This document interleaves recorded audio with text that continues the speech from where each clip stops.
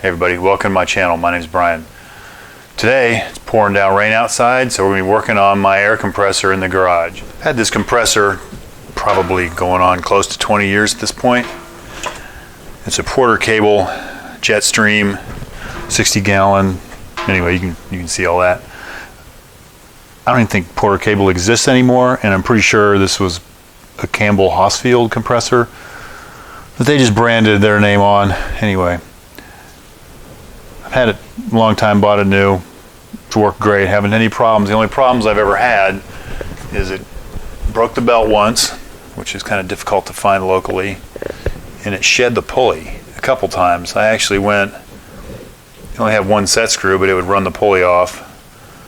So anyway, I took it to work and drilled and tapped a second set screw in it to keep the pulley on the shaft, and that's worked fine until just recently when it shed the pulley again. I was running it, compressing air, came out here and the garage was full of smoke. And there was actually glowing and fire coming out of the motor. The motor still runs, but it smokes like crazy. Well, anyway, something's going on in there. I ran it a second ago and sparks and crap flew out. So let's see what happens this time.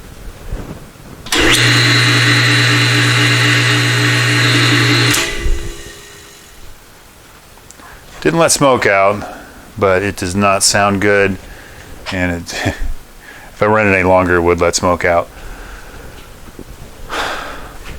New compressor this size has pretty much doubled in price since I got this. The compressor part works fine, and there's no issue with it. It works as it should. So I weighed my options, and you can either spend $1,000 on a new compressor or about $250 on a new motor. Of course, the way this motor's made, this is a 220 volt motor, 5 horsepower, 3450 RPM, something like that. But it has this bracket that the motor pivots on, and that's what tensions the belt.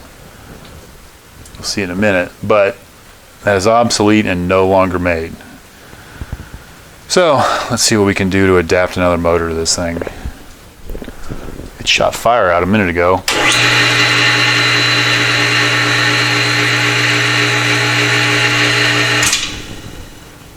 There's the smoke. Gone ahead and unplugged it. I should be able just to unwire it right here.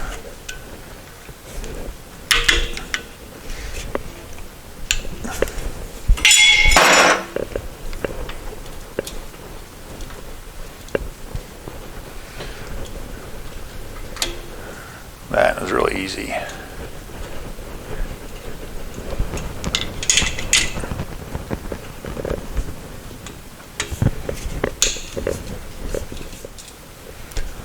This compressor is 220 volt, so there's just 2 hot wires in the ground.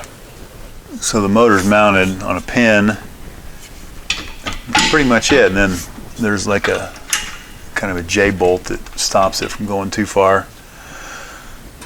But in order to make things difficult,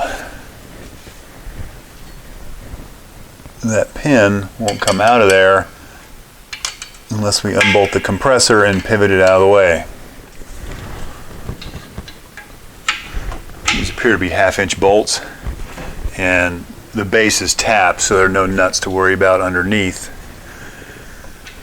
So let's get these out of here, or at least 3 of them out of here.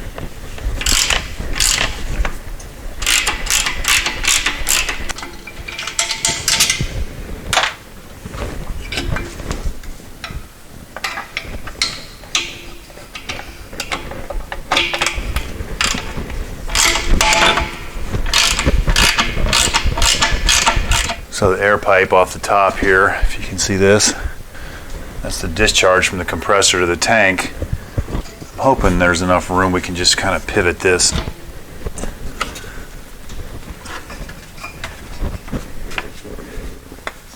The pin clears the compressor base now, but it doesn't clear the guard. 2 screws out of the guard, it just lifts off. This is where it flung the belt off before, and where the pulley came off and ate a hole in the guard.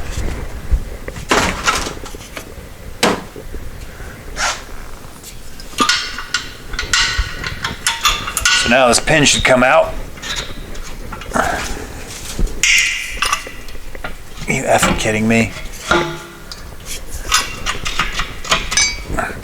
Pin should come out and the motor's free. So that's how the existing motor was mounted, with that pin and this bracket welded to the side of the motor case. So I think I mentioned that motor is obsolete. So find the next best thing.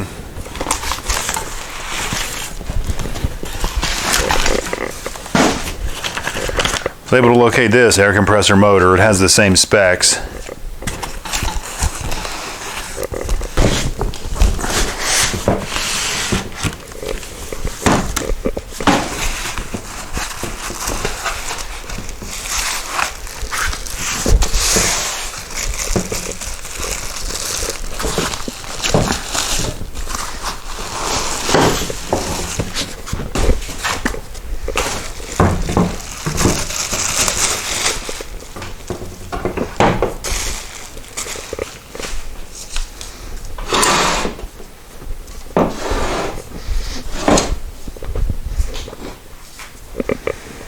Well, let's compare the specs.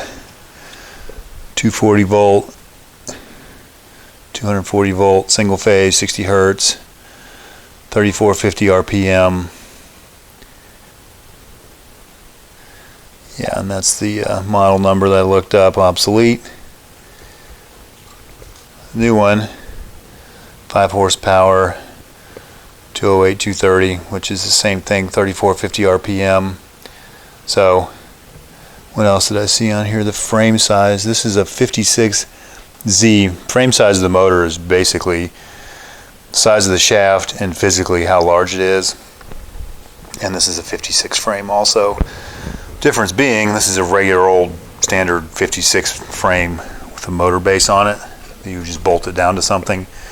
I guess this Z gives you this goofy bracket. Also, frame size gives you the shaft of the motor, which in this case 56 frame motors have a 5/8 shaft. So we could probably cut this bracket off and weld it to the side of this motor, but I worry about damaging the windings in the new motor. So to start with, we're just going to go ahead and use a grinder with a cutting disc and cut this bracket off the bad motor.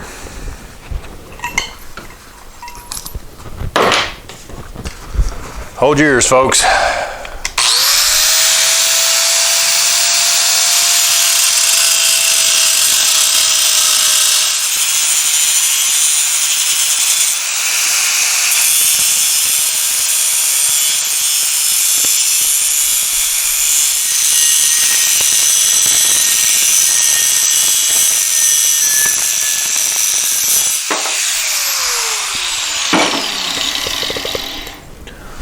Now that I cut the bracket off, I probably should have backed up a step and measured the distance from the center of that pin, or from the edge, some known measurement, maybe from the edge of that bracket to the other edge of that motor shaft.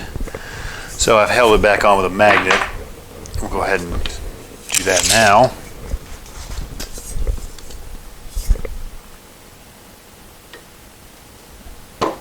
So from the outside edge to outside edge of the shaft, we're 6.5 inches.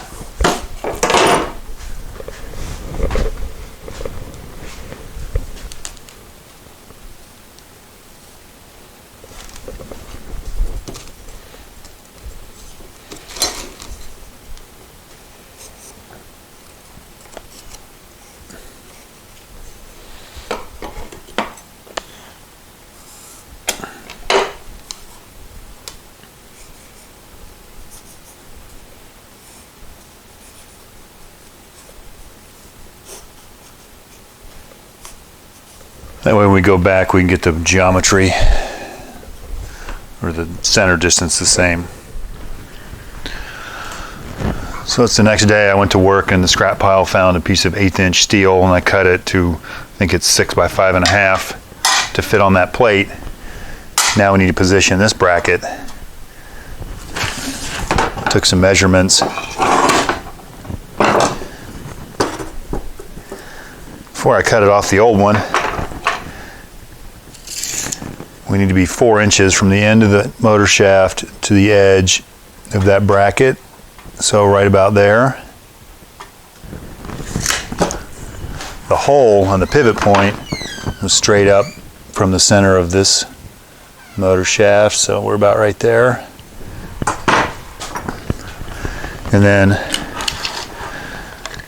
from the outside of the shaft to right here, so basically outside to outside, that needs to be 6.5 inches. And we're more like 7.5. So I need to roughly, actually probably what I'll do is I'll cut this all down flush and then we'll remeasure. I cut the ears off of it, made my kind of final marks where it needs to go, and I remeasured it, and you take 1/4 inch more off that bracket. So I scribed where I need to take that off. To make this easier, I brought a porta bandsaw home from work. You can do this with a grinder. I probably normally would anyway, but since I saw this, I figured I'd give it a shot. Ignore the workbench in the background. It gives some people PTSD.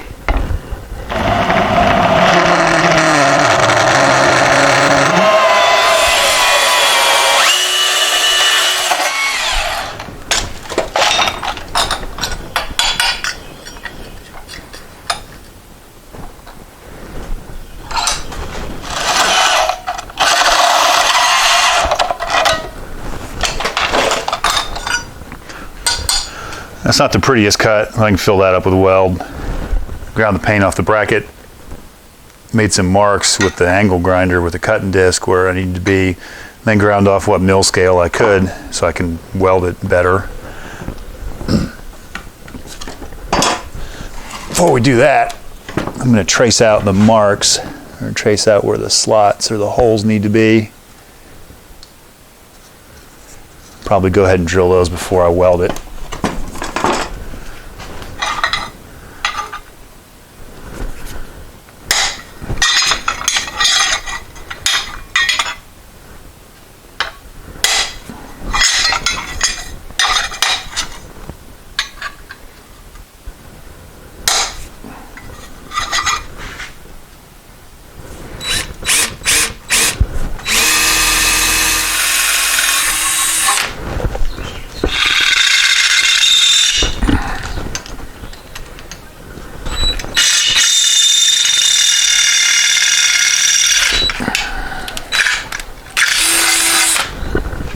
Drilled all the holes, and amazingly they all kind of line up with the slots. These are 5/16 bolts, and it'll give us some adjustment if we need it. So now should be able to get this bracket back on and squared up, and I'll go weld it. That bracket's tacked on there. Got the bracket on. Attached to the motor with 2 bolts, so let's see if it fits on the compressor before I fully weld it. So I wrestled that thing on there and just slid the pulley on. And it's kind of bottoming out on the motor bracket before I think the belt's tight enough. I can possibly slide the motor down in the slots to get it lower. Worst case, you just need to go in here, if you can see that, and trim some of this bracket off so it'll go down the rest of the way. With the motor off there, you can get a little better look.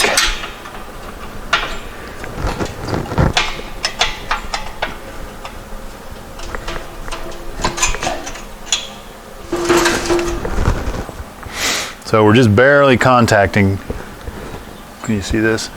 So we're just barely contacting right down here at the bottom. Now where the old stop would have been for the old motors, I mean, it's like 1/8 of an inch away. So I think what I can do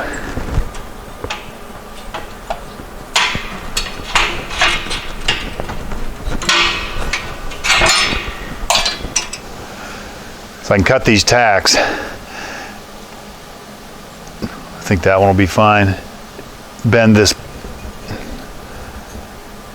this up, put some spacers under there, maybe even only 1/4 inch, and then weld it both sides and it should be fine. So I cut the tacks, bent this, now it clears, and I think the bolts will even clear on the bottom. Pretty sure 3/4 of the internet's gonna call me a hack for this, but I took a flat washer, cut it in half, made that be my spacer, and I could weld it, and I can fill that gap in, weld it from the back, and it'll be fine. It's the same thickness metal. So I painted the bracket. Now we can get it bolted on there. All right, let's see if I can get this on here without killing myself.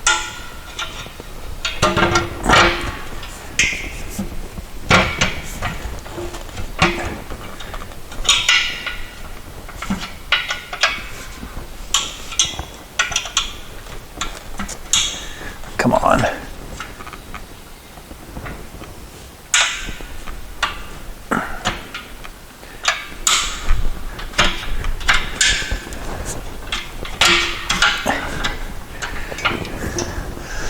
I feel like they could have put a little more effort into this pivot other than like this big nail.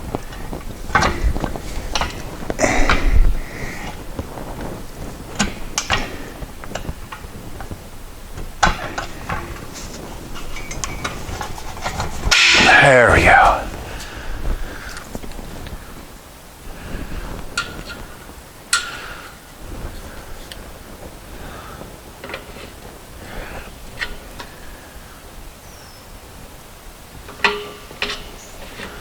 All right.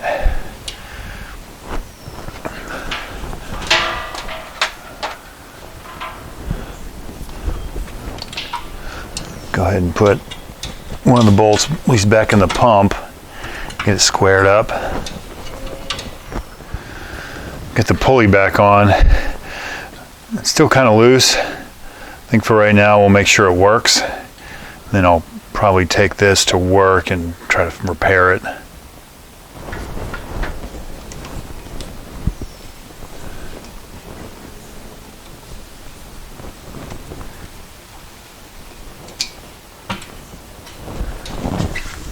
What in the hell?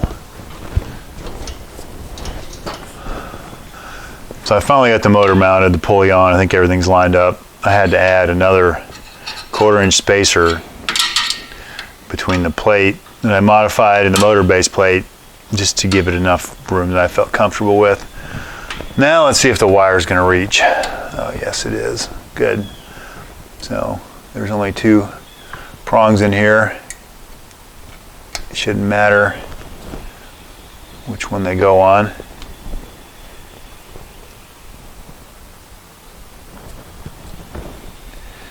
And then tuck them in there. There's a ground terminal up here at the top.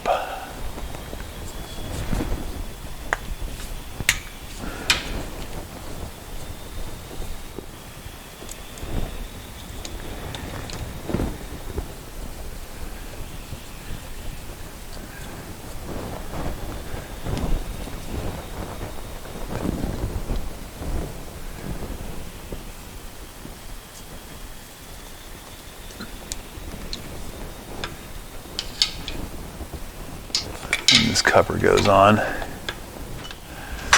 Guess we could go ahead and pull the belt off. Make sure the motor's going to actually run. I don't know why it wouldn't.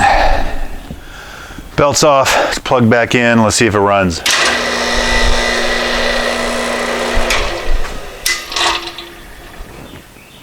All right, no fire or smoke. Put the belt on. So I could conceivably accidentally bump that switch and turn it on, so I am going to unplug it. Just because that's just my luck.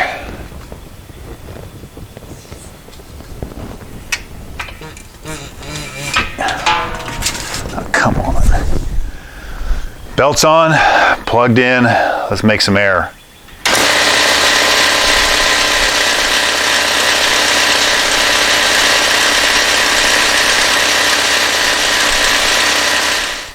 The weather's finally getting warmer and not raining, and no more softball games for the season.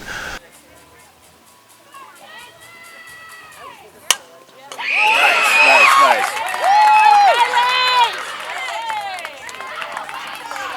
So I have a little bit of time during the week to work on this. We proved this makes air. I was able to take this pulley to work and I bored it out, welded in a slug, and then bored that out and rekeyed it and put the set screws back in it.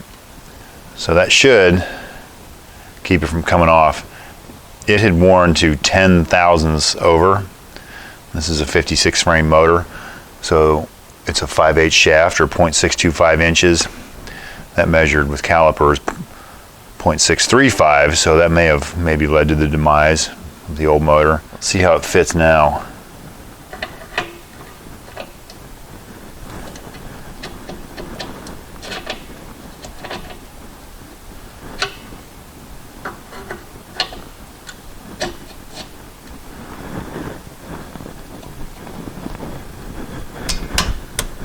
That's good and snug the way it should be.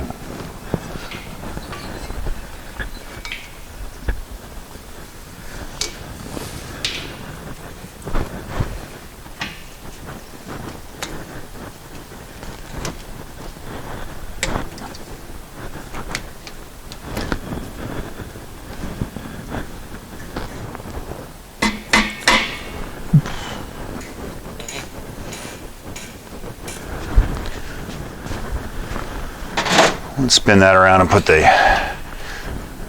set screws on the outside. That's probably where they were anyway. So let's see how she fits.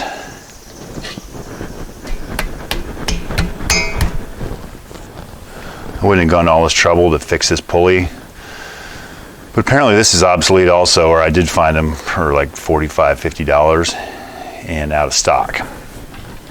Which means if they're obsolete and out of stock, they're probably not going to make them anymore. So we can probably line this up with the old oddball method.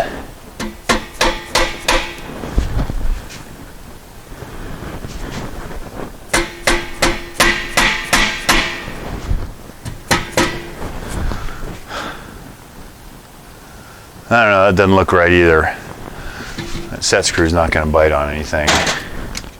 Okay, I think we're in the home stretch. I noticed how nasty this air filter media was. So I was able to find some of this online too. I was able to order it and luckily get it the next day.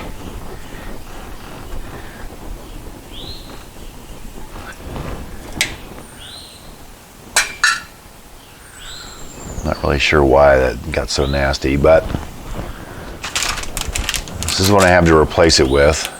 Of course, made in China like everything. So the measurements were the same.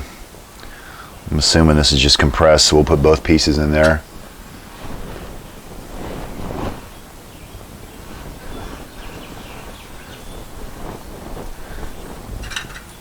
Probably at least wipe that off. This is a 1/4 inch nut driver for those of you following along at home.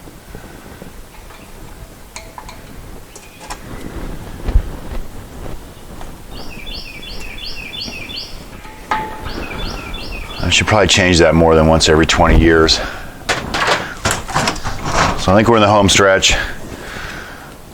I need to remove the pulley again so I can put the belt cover back on and put this back on and put the cover on. I'll save you that. So I got this back on, got the belt re-squared up. Then this cover should just snap on here.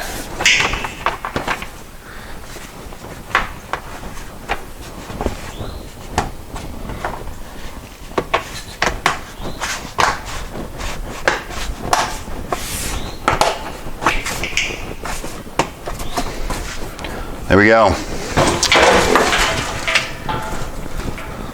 Figured while I was here I'd check the oil, since I haven't checked it since I filled it when I got it new, like 20 years ago. It was actually full up to the bottom of the plug. So it's full. It's pretty amazing because there's the bottle originally that I filled it with.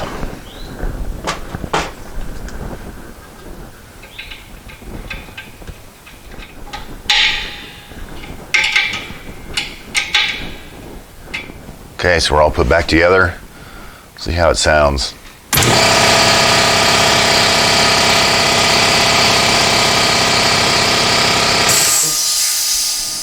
I think we're good. So with the old motor, it makes that noise. So I'm kind of curious what actually happened with that. Let's pull it apart and see.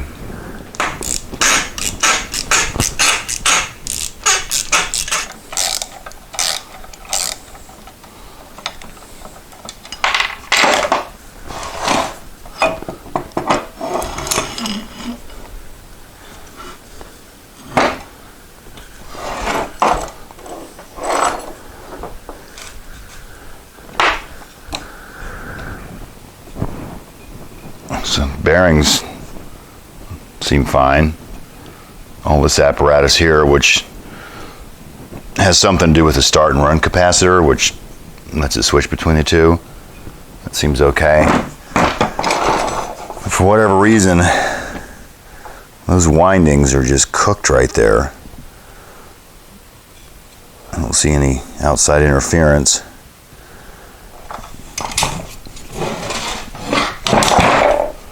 I should be able to pull this end bell off too.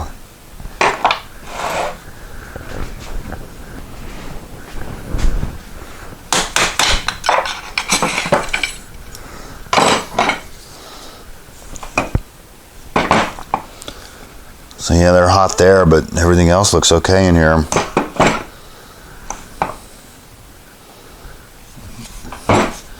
I've seen before, of course, at work on three-phase motors, where the laminations in the, I think this is the rotor, would come apart and get into the windings and kind of blow it up. Doesn't appear to be the case here.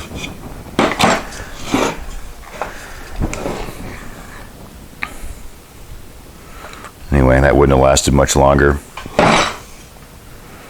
I can pull these capacitors off and save them. They're likely the same as on the other motor.